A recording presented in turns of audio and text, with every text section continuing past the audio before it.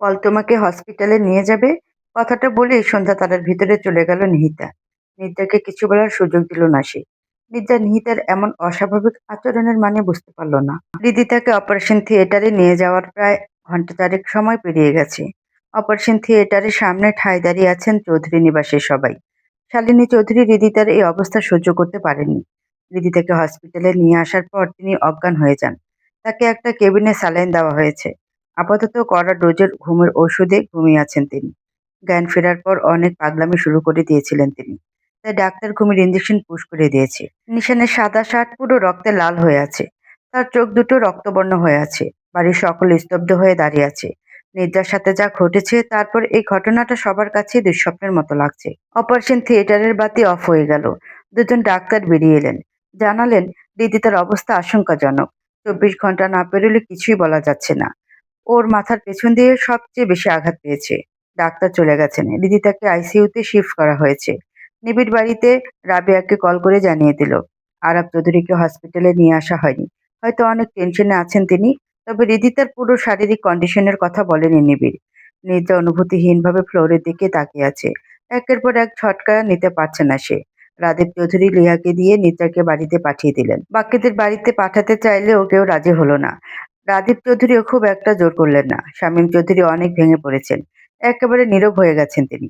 দিদিতা রাইমা দুজনই তার প্রাণ ভোমরা। তাদের বিয়ের অনেকদিন পর অনেক সাধনায় আল্লাহ তাকে দুই রহমত দিয়েছেন। আইসিইউর সামনে ঠায় দাঁড়িয়ে রইলেন তিনি। মারুফ সাহেব সবাইকে এক প্রকার জোর করে বাড়ি পাঠিয়ে দিলেন। ফ্রেশ হয়ে না হয় আবার হসপিটালে আসা যাবে। ভোরের আলো অনেক আগেই ফুটে গেছে। সবাইকে পাঠিয়ে তিনি নিবিড় আর শিফা চৌধুরী থেকে গেলেন হসপিটালে। শিফা চৌধুরী শালিনী চৌধুরীকে একা হসপিটালে রেখে বাড়িতে যেতে রাজি হননি। তবে ঘণ্টাখানেক পর কোনো এক দরকারি কাজের কথা বলে তিনিও হসপিটাল থেকে উধাও হয়ে গেলেন। শত্রুর শত্রু বন্ধু হয়, এটা আজ আরো একবার প্রমাণ হলো নিহিতা, বলল রিহান। আয়ান বলল, এখন কি করব আমরা? চাইলেও মারুফ সাহেব আর শিফা চৌধুরীর মুখোশ টেনে খুলতে পারছি না আমরা। আর না তো ওই গ্যাংটার পর্দা ফাঁস করে আসামিদের গ্রেফতার করতে পারছি। ওরা দাবার গুটি এতগুলো বছর ধরে সযত্নে আগলে রেখেছে। আর এখন এসে আসল খেলাটা খেললো, বলল রেহান।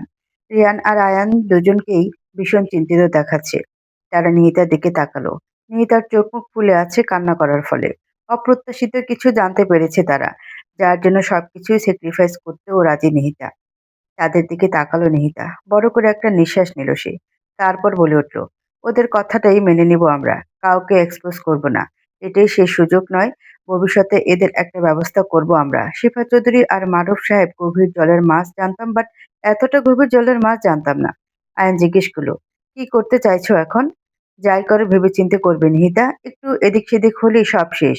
আমি তো অবাক হচ্ছি, মারুফ সাহেব এতগুলো বছর ধরে সবার কাছে নিজের পরিচয় গোপন করে রাখলো কিভাবে? যেভাবেই করুক, সেসবে এখন মাথা ঘামানোর সময় নেই আমাদের। সময় পেরিয়ে যাচ্ছে, বলল নিহিতা। তারপর রেহানের দিকে তাকিয়ে বলল, 1 ঘন্টা পর ফোনে পাঠানো লোকেশনে তুমি যাবে ব্রো। নিজের প্রাপ্যটা বুঝে নিয়ে কেটে পড়বে তুমি। এতগুলো বছরের অপ্রাপ্তিটা চিরদিনের জন্য আফসোস হয়ে যাক চাই না আমি। আর আজ যা যা ঘটবে সবার থেকে গোপন রাখবে তুমি। আব্বু কিংবা পাপা কেউ যেন জানতে না পারে। রিহান সম্মতি জানালো। তারপর বলল, ব্লু প্রিন্ট গুলো কি করবি? ওরা মাত্র 3 দিনের সময় দিয়েছে। এই 3 দিনের মধ্যে পেপারস আর পেন ড্রাইভ গুলো মারুফ সাহেবের কাছে দিয়ে দিতে হবে। ওই সংগঠনটা মারুফ সাহেব কিভাবে পেলো বলতো? এই আতঙ্কের মধ্যেও আলতো হাসল নিহিতা। হাসিটায় মিশে আছে অনেক তিক্ততা আর কাউকে বিশ্বাস করে ঠকে যাওয়ার তীব্র পীড়া। বলল, তুমিই তো বললে শত্রু শত্রু বন্ধু হয়। আর কেউ কিছু বলল না। মিনিট 5 পর রিহান বেরিয়ে গেল। সাথে আয়ানও গেল। সে দূর থেকে তার ফোর্স নিয়ে রিহানকে প্রোটেকশন দেবে। রিহান গার্ড সাথে নিতে পারবে না।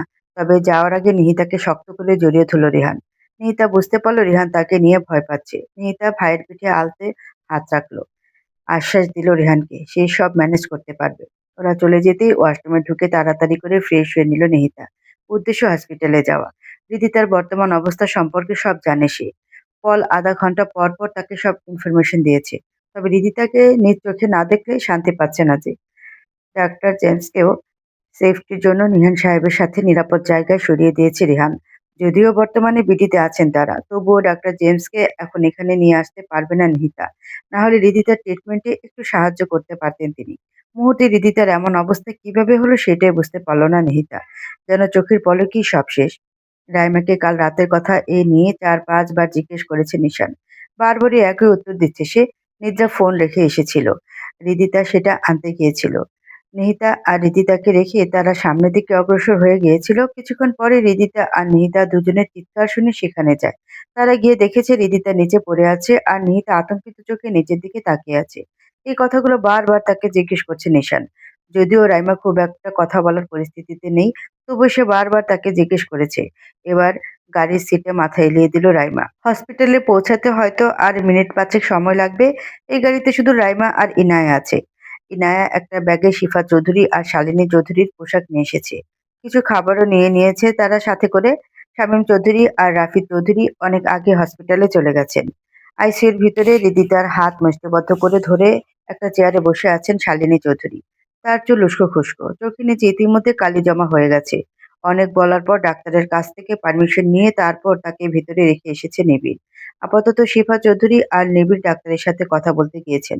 রাদীপ চৌধুরী আর শামীম চৌধুরী কয়েকটা ইনজেকশন আনতে বাইরে গিয়েছেন। এখনো জ্ঞান ফেরেনি হৃদিতার। নিহিতা আইসিইউর গ্লাসের দিকে তাকিয়ে আছে। চোখের কোণে জমা জলগুলো গড়িয়ে পড়ার আগেই মুছে নিল নিহিতা। তখনই সেখানে উপস্থিত হলো নিশান, ইনায়া আর নিদ্রা। নিশান এক দৃষ্টিতে নিহিতার দিকে তাকিয়ে রইল। নিহিতা নিশানের চোখের ভাষাটা বুঝতে পারল না। নিশান তার সাথে কোনো কথাই বলল না, বরং এড়িয়ে গেল। নিহিতা ভাবল হৃদিতার এই অবস্থায় কারো কথা বলার মতো পরিস্থিতিতে নেই। কিছুক্ষণ পর নিবিড় আর শিফা চৌধুরী ফিরলেন। শিফা চৌধুরী কঠোর চোখে তাকালেন নিহিতার দিকে। চাইছেন চোখের দৃষ্টিতে যেন নিহিতাকে ভস্ম করে দিবেন তিনি। নিহিতাও তার চোখে চোখ রেখে তাকিয়ে রইল একইভাবে। শিবা চৌধুরী ফোন বের করে কথা বলতে বলতে চলে গেলেন। প্রায় ঘন্টা খানেক পর হসপিটালের একটা প্রাইভেট রুমে দাঁড়িয়ে আছেন চৌধুরী নিবাসের সবাই। সবাই নিহিতার দিকে তাকিয়ে আছেন। শালিনী চৌধুরী একটা সিটে রাইমার কাঁধে মাথা এলিয়ে বসে আছেন। কোনো ভাব ভঙ্গিমা ছাড়ে নিশা নিহিতাকে জিজ্ঞেস করলো, দিদি তার ছাদ থেকে কিভাবে পড়ে গেল নিহিতা? আমি জানি না নিশান। ওর চিৎকার শুনে গিয়ে দেখি ও পড়ে। নিহিতাকে কথাটা শেষ করতে দিলেন না শিফা চৌধুরী। তিনি বলে উঠলেন, এই কথাটা আমরা রাইমার থেকে বেশ কয়েকবার জানতে পেরেছি। নিহিতা ভ্রু হালকা কুঁচকে গেল। শিফা চৌধুরীর কথার মানেটা বুঝতে চেষ্টা করছে সে। তখনই শিফা চৌধুরী আবার বলে উঠলেন, তুমি রিদিতার সাথে এটা কিভাবে করতে পারো? ওকে ধাক্কা দিয়ে মেরে ফেলতে চাইছিলে? আমার তো এখনই বিশ্বাসই হচ্ছে না। কথাটা বলে ডুকরে কেঁদে উঠলেন তিনি। চমকে উঠল নিহিতা। এসব কি বলছেন শিফা চৌধুরী? ও রিদিতাকে? আর ভাবতে পারল না নিহিতা। সাথে সাথে বলে উঠল, কিসব যাতা বলছেন আপনি? আমি কেন রিদিতাকে? তখন রিদিতা তোমার দিকে আঙ্গুল তুলেছিল। আর তুমি ছাড়া তখন ছাদে আর কেউ ছিল না। রূঢ়ভাবে কথাগুলো বললেন শিফা চৌধুরী। নিহিতা বলার মতো কিছু খুঁজে পাচ্ছে না। এত নিকৃষ্ট একটা চাল চালবেন শিফা চৌধুরী সেটা ভাবতেই পারেনি নিহিতা। অবশ্য এর থেকেও নিকৃষ্ট কিছু কাজ তিনি করেছেন। নিহিতা সবার দিকে তাকালো। রাদীপ চৌধুরী, শামীম চৌধুরী, নিবিড়, নিশান সবার চোখে যেন নিহিতার নিজের জন্য অবিশ্বাস স্পষ্ট দেখতে পাচ্ছে। শালিনী চৌধুরী চোখ বন্ধ করে আছেন। রাইমা মেঝের দিকে তাকিয়ে আছে। ইনায়া, মারুফ সাহেব আর শিফা চৌধুরীর চোখ উজ্জ্বল। যেন এই সিচুয়েশনে তারা পৈশাচিক আনন্দ ভোগ করছেন। আমি হৃদিতাকে ধাক্কা দেইনি। আমি কেন মারতে চাইবো ওকে? আমি। নিহিতার দিকে তেড়ে এলেন শালিনী চৌধুরী। গলা চেপে ধরলেন নিহিতার। পাগলের মতো আচরণ করছেন তিনি। বলতে লাগলেন, কেন করলে তুমি এটা নিহিতা? আমার মেয়েটা তুমি বলতেই পাগল ছিল। আমি তোমাকে মেয়ের মতোই দেখতাম। তুমি। কেসে উঠল নিহিতা। রাদীপ চৌধুরী আর নিবিড় অনেক কষ্টে শালিনী চৌধুরীকে নিহিতা থেকে ছাড়িয়ে নিলেন। অনেক হাইপার হয়ে গেছেন তিনি। তাকে জোর করে বাইরে নিয়ে গেলেন তারা। শামীম চৌধুরী নিহিতার সামনে এসে দাঁড়ালেন। ব্যথাতুর কণ্ঠে বললেন, ২৭ বছর আগে করা আমাদের ভুলের শাস্তি তুই এইভাবে দিলি নিহিতা? তোকে কোনোদিন ক্ষমা করব না আমি, কোনোদিন না। রুম থেকে বেরিয়ে গেলেন তিনি। নিহিতা কি করবে, কিভাবে রিয়েক্ট করবে বুঝতে পারল না। নিশানের সামনে এসে দাঁড়ালো নিহিতা। নিশানের হাত ধরে ফেললো নিহিতা। বলল, নিশান কি বলছে সবাই? আপনি বলেন, আমি কি এত জঘন্য একটা কাজ করতে পারি? আপনি তো আমায় বিশ্বাস করেন, তাই না? নিশা নিজের হাতটা নিহিতার থেকে ছাড়িয়ে নিল। বলল, তুমি এতক্ষণ কোথায় ছিলে নিহিতা? আমরা সবাই রিদিতাকে নিয়ে হসপিটালে এলাম, তুমি কোথায় ছিলে তখন? আমি আমি আমাদের বাড়িতে ছিলাম। খুবই গুরুত্বপূর্ণ একটা কাজ ছিল, তাড়াহুড়ো করে বলল নিহিতা। রেগে গেল নিশান। নিহিতার কাজ ঝাঁকিয়ে বলতে লাগলো, কি এমন গুরুত্বপূর্ণ কাজ ছিল তোমার? একটা মেয়ে মরে যাচ্ছে অথচ তুমি নিজেকে নিয়ে ব্যস্ত। বলো, উত্তর দাও। কথাগুলো বলে নিহিতাকে ধাক্কা দিয়ে সরিয়ে দিল নিশান। নিহিতা পড়তে পড়তেও বেঁচে গেল। নিশানের দিকে অবাক দৃষ্টিতে তাকিয়ে রইল নিহিতা। এই নিশানকে তো ও চিনে না। শিপা চৌধুরীর ঠোঁটের কোণে হাসি দেখা গেল, তবে হাসিটা মুহূর্তেই মিলিয়ে গেল। আমি এই মুহূর্তে কিছু বলতে পারবো না নিশান। একটু সময় দিন। আমি নিহিতাকে কথাটা শেষ করতে দিল না নিশান। বলল, এখন বলার বা শোনার মতো কিছু বাকি নেই নিহিতা। তুমি গতকাল রাতে যখন আমার আম্মুকে মিথ্যে অপবাদ দিচ্ছিলে, বলেছিলে আম্মু তোমাকে পয়জন দিচ্ছে, তখনই সব বুঝে ফেলা উচিত ছিল আমার। না হলে আজ এই দিন দেখতে হতো না। নিশান, চিৎকার করে উঠল নিহিতা। মানুষ চিনতে অনেক ভুল হয়ে গেছে আমাদের, তবে এই ভুল বারবার করব না আমরা। কথাগুলো বললেন শিফা চৌধুরী। মারুফ সাহেব বললেন, যথাযথ প্রমাণ নেই, না হলে তোমাকে 14 শিকের ভাত খাওয়াতাম নিহিতা আফরোজ। এখানে কেউ তোমার মুখ দেখতে চাইছে না, আপাতত আমাদের মুক্তি দাও। রাইমা এতক্ষণ রুমের এক কোণে চুপ করে দাঁড়িয়েছিল। ভাঙা ভাঙা কণ্ঠে কথা বলল সে। নিহিতা আপু, রিদিতাকে ধাক্কা দিতে পারে না বড় আম্মু। আম্মু না হয় রিদিতার শোকে কিছু বলতে পারছে না। তোমরা একটু বোঝার চেষ্টা করো, রিদিতার জ্ঞান ফিরুক। বোন জীবন মৃত্যুর মাঝখানে পড়ে আছে, আর তুমি অন্য কারো হয়ে ওকালতি করছো? বড়দের মধ্যে একদম কথা বলবে না তুমি। ইনায়া, ওকে বাইরে নিয়ে যাও। কথাগুলো বললেন শিফা চৌধুরী। তার কথায় ইনায়া রাইমাকে জোর করে বাড়ি নিয়ে গেল। তারপর শিফা চৌধুরী নিহিতার হাতের কবজিতে চেপে ধরলেন। তারপর তাকে টানতে টানতে কেবিনের বাইরে দাঁড়া করিয়ে দিলেন। নিহিতা পুরোটা সময় চুপ রইল, শুধু এক দৃষ্টিতে তাকিয়ে রইল নিশানের দিকে। দরজার বাইরে রাদীপ চৌধুরী আর নিবিড়ের মুখোমুখি হলো নিহিতা। রাদীপ চৌধুরী কিছু বললেন না। কেবিনে ঢুকে গেলেন তিনি। তার ফোনটা রয়ে গেছে এখানে। দরজা লক করে দিলেন শিফা চৌধুরী। নিশান একটা বেডে হাত মুষ্টিবদ্ধ করে বসে রইল। রাগে নিজের চুল টেনে ধরল নিশান। রাদীপ চৌধুরী গম্ভীর কণ্ঠে বলে উঠলেন, তোমরা নিহিতার দিকে এইভাবে আঙ্গুল তুললে কিসের ভিত্তিতে? এমন একটা পরিস্থিতিতে আমি নিজের রাগ কন্ট্রোল করতে পারি না আব্বু। আম্মু বলল নিহিতা। নিশানকে কথাটা সম্পূর্ণ করতে দিলেন না রাদীপ চৌধুরী। শিফা চৌধুরীর দিকে তাকালেন তিনি। বললেন, আমরা কেউ সত্যিটা জানি না শিফা। তোমার নিশানকে এইভাবে উস্কে দেওয়া উচিত হয়নি। তুমি নিজেও। আমি নিশানকে উস্কানিমূলক কিছুই বলিনি। আমি শুধু ফ্যাক্ট বলেছি। তুমিই বলো, নিহিতাকে বাড়ি থেকে আমাদের সাথে হসপিটালে এসেছিল, অথচ আমার ট্রামাটাইজ মেয়েটাকে গাড়িতে করে পাঠিয়ে দিল একা একা। আর নিয়ন ভাই বা কোথায়? এত কিছু ঘটে গেল, তার তো ছায়াও দেখলাম না। নিহিতার কাজিন রিহান নামক ওই ছেলেটাকেও তো কাল রাত থেকে দেখলাম না। শিপা চৌধুরীর কথা থেমে গেলেন রাদীপ চৌধুরী। এত প্রশ্নের কোনো উত্তরই যে তার জানা নেই। শিপা চৌধুরী নিশানের পাশে গিয়ে বসলেন। নিশানের ডান হাতটা নিজের হাতের মধ্যে নিয়ে বলে উঠলেন, নিহিতা যদি কোনো নিজের নির্দোষিতার প্রমাণ না দিতে পারে, তখন তুই কি করবি নিশান? তুই নিজের ভালোবাসার জন্য নিজের পরিবার আইসিইউতে পড়ে থাকা রীতিতাকে ছেড়ে দিবি না তো? তুই প্রমিস কর, নিহিতা নিজের সাফাই দিতে না পারলে তুই ওর সাথে সম্পর্ক ছিন্ন করবি, ভুলে যাবি তুই নিহিতাকে। এসব কি ছেলে মানুষের কথা বলছো শিফা? বললেন রাদীপ চৌধুরী। তবে তার কথায় কান দিলেন না শিফা চৌধুরী। উদ্গ্রীব হয়ে নিশানকে একই কথা বারবার বলতে লাগলেন। শেষে না পেরে নিশান বলে উঠল, আগে সত্যটা জেনে নেই আম্মু। কথাটা বলে কেবিন থেকে বেরিয়ে গেল সে। তার পিছু পিছু রাদীপ চৌধুরীও চলে গেলেন। তাদের যাওয়ার দিকে তাকিয়ে হাসতে লাগলেন শিফা চৌধুরী। ক্রমে প্রশস্ত হলো তার হাসি। নিবিড় একটা পানির বোতল এগিয়ে দিল নিহিতার দিকে। সে কিছু একটা বলতে চাইলে নিহিতা বলে উঠল, আমি যথেষ্ট স্ট্রং নিবিড় ভাইয়া। এসব ছোটখাটো বিষয়ে নিহিতা আফরোজকে ন্যূনতম দমাতে পারবে না। কথাগুলো বলে হসপিটাল থেকে বেরিয়ে গেল নিহিতা।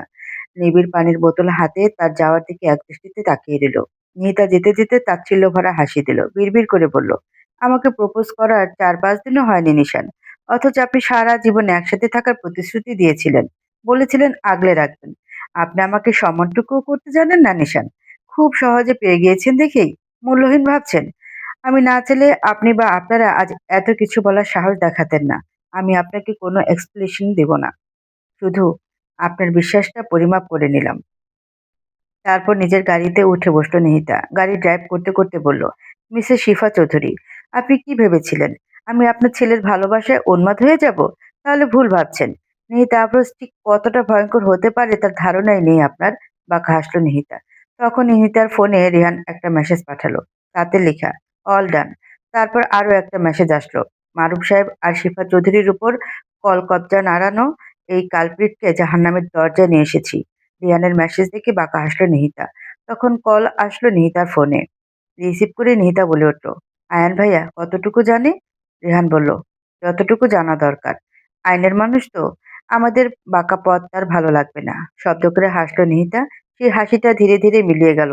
বলল, ওদের আইনের আওতায় নিলে শাস্তির পরিমাণ কম হয়ে যাবে। তাছাড়া সময় সাপেক্ষ, এত ধৈর্য আমার নেই। ওদিকের কি অবস্থা? জিজ্ঞেস করলো রিহান। আমি নিশান চৌধুরীকে নিয়ে অতিরিক্ত কনফিডেন্স দেখিয়ে ফেলেছিলাম। তোমার বলা কথাগুলোই ঠিক।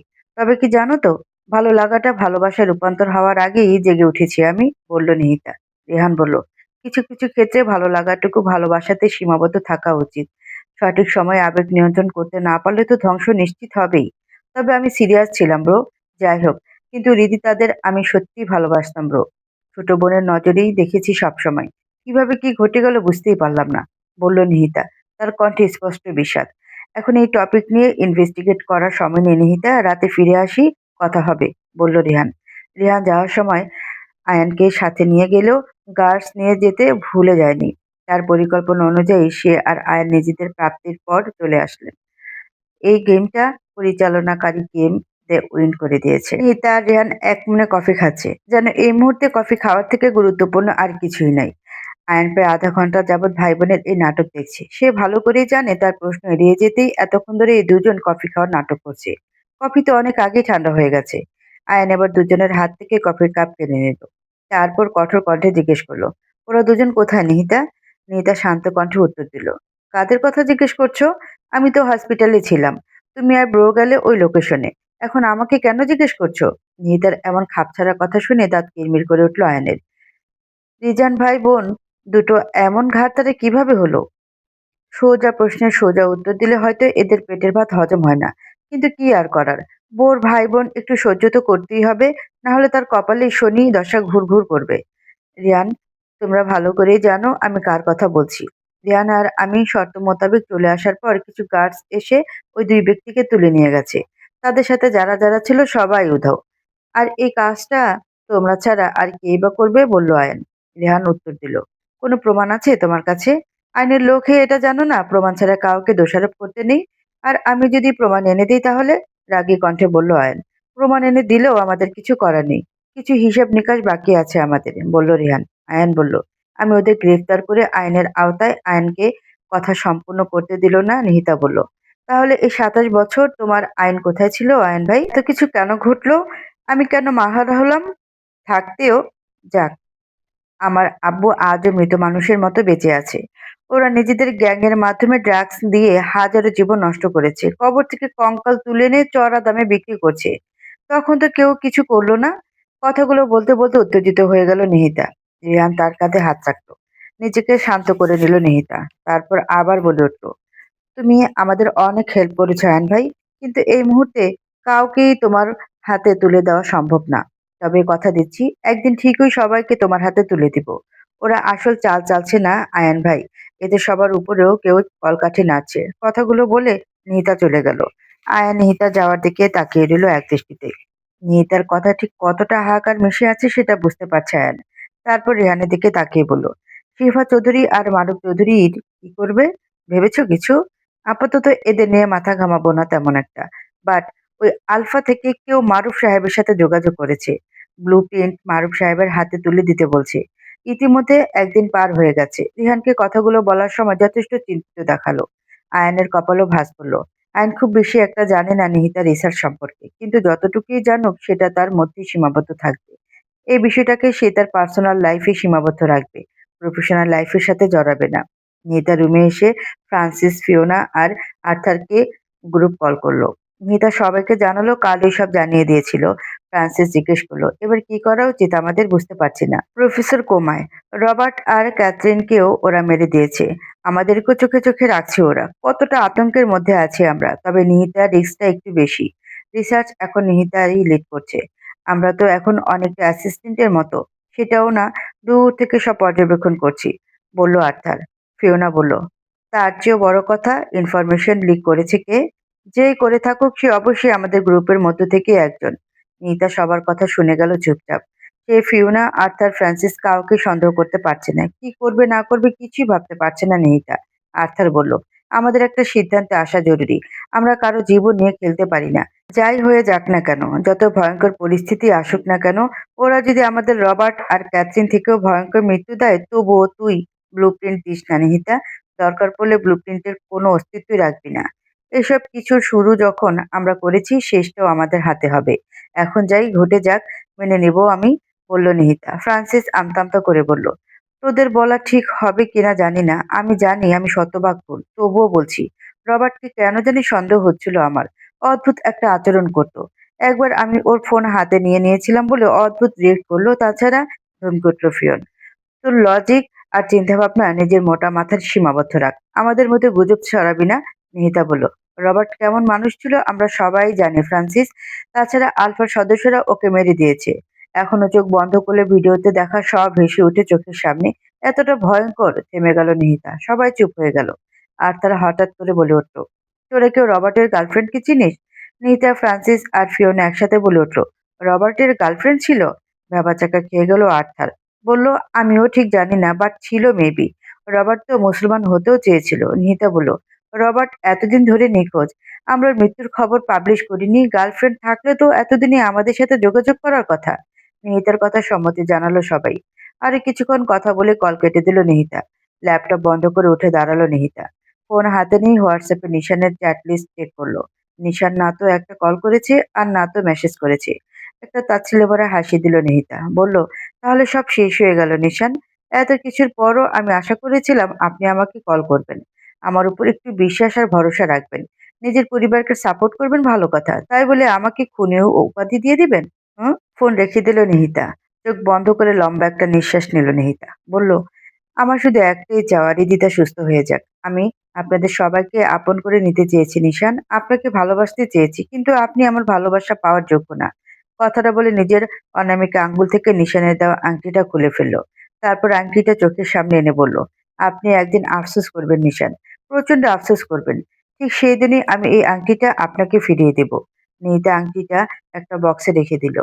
নিহিতা ভাবতে লাগলো, নিহান সাহেব নিজের পুরো জীবনটা এই সন্ধ্যা চৌধুরীর স্মৃতিতে কাটিয়ে দিলেন। অথচ নিশান, সত্যি কি নিশান তাকে ভালোবেসেছিল নাকি তার সৌন্দর্যের মোহে আটকে পড়েছিল? তবে একটা জিনিস সে বুঝতে পেরেছে, ভালোবাসি বললেই ভালোবাসা হয়ে যায় না। প্রণয় সূচিত হয় না। একটা সম্পর্ক রক্ষা করতে ভালোবাসার থেকেও সম্মান, বিশ্বাস, ভরসা সবচেয়ে বেশি গুরুত্বপূর্ণ। শিফা চৌধুরী আর মারুফ সাহেব মুখোমুখি বসে আছেন। মারুফ সাহেব ক্রমাগত কাউকে কল করে যাচ্ছেন, কিন্তু অপর পাশ থেকে কল রিসিভ হচ্ছে না। টেনশনে হাত পা কাঁপছে শিফা চৌধুরীর। তিনি বললেন, ওদের নিহিতা চিনে ফেলেনি তো আবার? প্রশ্নই আসে না, জবাব দিলেন মারুফ সাহেব। আমাদের দাবার গুটি নিহিতা আফরোজ নিয়েছে। তোমার কি মনে হয় এত সহজে আমাদের সবাইকে ছেড়ে দেবে নিহিতা আফরোজ? তবে নিশানকে মোহরা বানিয়ে কিছু করলে করা যেতে পারে, বললেন শিফা চৌধুরী। শিফা চৌধুরীর কথায় হাসলেন মারুফ সাহেব। রেখার কোনো খবর পাওয়া গেল? ও সুস্থ হয়ে গেলে আমাদের সব পর্দা ফাঁস করে দেবে, মারুফ সাহেব বললেন। এত সহজে রেখাকে সুস্থ করে তোলা সম্ভব নয়, বললেন মারুফ সাহেব। তারপর আবার বলে উঠলেন, তবে রিদিতার জন্য আফসোস হচ্ছে আমার কিছুটা। কিসের আফসোস? যেখানে নিজের ছেলের পরোয়া করছে না সেখানে রিদিতাকে নিয়ে কিসের ভাবনা? সন্ধ্যার মেয়েকে আমি কিছুতেই আমার ছেলের বউ করে ঘরে তুলব না। আর তোমার এত আফসোস হলে আসল দোষীকে ধরিয়ে দাও। মারুফ সাহেব চুপ হয়ে গেলেন। রিদিতার জন্য তারও খুব একটা মাথা ব্যথা নেই। শিফা চৌধুরী উঠে দাঁড়ালেন, বললেন, কোনো খবর পেলে আমাকে জানাবে। টেনশন হচ্ছে মারুফ। খুব শীঘ্রই আমাদের একটা সিদ্ধান্ত পৌঁছাতে হবে। মারুফ সাহেব সম্মতি জানালেন। শিফা চৌধুরী চলে যেতেই বাঁকা হাসলেন মারুফ সাহেব। বিড়বিড় করে বললেন, আপনি নিজের ব্যবস্থা নিজেই করে নিন ভাবি। আমি আমারটা করে নিয়েছি। সোনার ডিম পাড়া হাঁস পেয়ে গেছি। উচ্চস্বরে হেসে উঠলেন মারুফ সাহেব। প্রায় 1 মাস আগে তার সাথে কেউ বা কারো যোগাযোগ করেছিল। মারুফ সাহেব তাদের কাউকে দেখেননি। এমনকি কণ্ঠস্বরও শুনেননি। প্রতিবারই কিছু রেকর্ড করা যান্ত্রিক কণ্ঠস্বর এসেছে তার কাছে। তাকে কিছু ছোট্ট কাজ করে দিতে হবে। বিনিময়ে বিশাল অঙ্কের টাকা পাবেন তিনি। নিহিত আফরোজের থেকে কিছু একটা সংগ্রহ করে দিতে হবে তাকে। সম্ভবত কিছু কাগজ বা পেনড্রাইভ। সাথে নিহিতার উপর 24 ঘন্টা নজর রাখতে হবে। জাস্ট এইটুকুই। মারুফ সাহেব তাই কথা মতো নিজের প্ল্যানিং এগিয়ে নিয়ে যাচ্ছেন। মানিক নামক ছেলেটাকে কৌশলে নিহিতাদের পরিবারে ঢুকিয়ে দিয়েছেন। নিহান সাহেব তাকে অ্যাডপ্টও করে নিয়েছেন। সবাই ভাবল নিহিতাকে বাঁচাতে এতিমখানার নিষ্পাপ এক কিশোর নিজের জীবনের পরোয়া না করে নিহিতাকে বাঁচানোর জন্য গুলি খেয়েছে। কিন্তু আফসোস, নিহিতা জানতেই পারল না সবই প্ল্যান ছিল। কথাগুলো ভাবতে ভাবতে উচ্চস্বরে হাসলেন মারুফ সাহেব। একেবারে উন্মাদের মতো হাসছেন তিনি। মিনিট 5 পর নিহিতাকে একটা রেকর্ডিং সেন্ড করলেন তিনি। রেকর্ডিংটা একবার শুনে নিয়েছিলেন তিনি, তবে তিনি ভেবে পান না এত ভয়ঙ্কর কিছু মানুষের সাথে কি এমন শত্রুতা আফরোজদের, স্পেশালি নিহিতা, রিয়ান আর সাফান আফরোজের। তবে তাদের টার্গেট নিহিতা, এটা ভালো করেই জানেন তিনি। তিনিও অনেকটা রিস্ক নিয়ে কাজটা করছেন। একটু এদিক সেদিক হলে তার জীবনের জীবন কাহিনী এখানেই ইতি টানবে। নিহিতা ফোনটা হাতে নিয়ে স্তব্ধ হয়ে বসে আছে। কি করবে না করবে ভেবে পাচ্ছে না সে। রিয়ান তার সামনে পায়চারি করছে। একটু আগে নিহিতার ফোনে আরো একটা ভিডিও এসেছে। সেখানে দেখা যাচ্ছে কোন এক আবছা অন্ধকার জায়গায় একটা টাইমার জ্বলজ্বল করছে। একটা টাইম বোমা। নিহিতার মনে হচ্ছে সময়টা খুব দ্রুত চলে যাচ্ছে। একটু এদিক সেদিক হলে ঝরে পড়বে কিছু নিরীহ মানুষের প্রাণ। বোমাটা নিশ্চয়ই এমন কোনো জায়গায় রাখা আছে, কিংবা কেউ বহন করে চলেছে। যেখানে অনেক অনেক মানুষ রয়েছে। এই ভিডিওটা আয়ানকে সেন্ড করে দিয়েছে রেহান। প্রায় ৪ ঘন্টা সময় ধরে আয়ান তার ফোর্স নিয়ে শহরের আনাচে-কানাচে সার্চ করে যাচ্ছে। বিভিন্ন rail station, bus station, school, college, shopping mall সব জায়গায় সার্চ করা হচ্ছে। কিন্তু ফলাফল শূন্য। নিহিতার ফোনে তখন নিশানের ফোন থেকে একটা মেসেজ এলো। সে নিহিতার সাথে দেখা করতে চায়। লোকেশনটা হসপিটালের পাশের একটা রেস্টুরেন্টে। রেহানের মনে হলো নিহিতাকে নিশানের সাথে দেখা করতে মানা করবে। এই মুহূর্তে দাঁড়িয়ে নিহিতাও দেখা করার মতো পরিস্থিতিতে নেই। কিন্তু নিশান এই নিয়ে ২-৩ বার মেসেজ করেছে। পরে নিহিতা মনস্থির করে নিল দেখা করার। নিহিতা রেহানের সাথে রওনা হলো। রেহান ড্রাইভ করছে আর নিহিতা আয়ানের দেয়া আপডেটগুলো চেক করছে। আজ তারা গার্ড নিয়ে বের হয়নি। রেহান বারবার গাড়ির মিররের দিকে তাকাচ্ছে। পেছন থেকে একটা ট্রাক তাদের বেশ খানিকক্ষণ থেকে লক্ষ্য করছে। নিহিতাও বিষয়টা খেয়াল করেছে। রেহান গাড়ির স্পিড বাড়িয়ে দিল। হঠাৎ করে সামনের দিক থেকে আরেকটা ট্রাক ধেয়ে আসছে তাদের গাড়ির দিকে। রেহান ত্বরিত গতিতে গাড়িটা ঘুরিয়ে রাস্তার সাইডে চেঞ্জ করে নিল। একটা কারের সাথে তাদের গাড়িটা ধাক্কা লাগলো। রিহান তাদের গাড়িটা কন্ট্রোল করার সর্বোচ্চ চেষ্টা করছে। রিহান তাদের গাড়িটা মাঝখান থেকে সরিয়ে নেওয়ায় ট্রাক দুটো পরস্পরের সাথে ধাক্কা খেল। নিহিতা পেছন ফিরে তাকালো। গায়ের লোম দাঁড়িয়ে গেছে তার।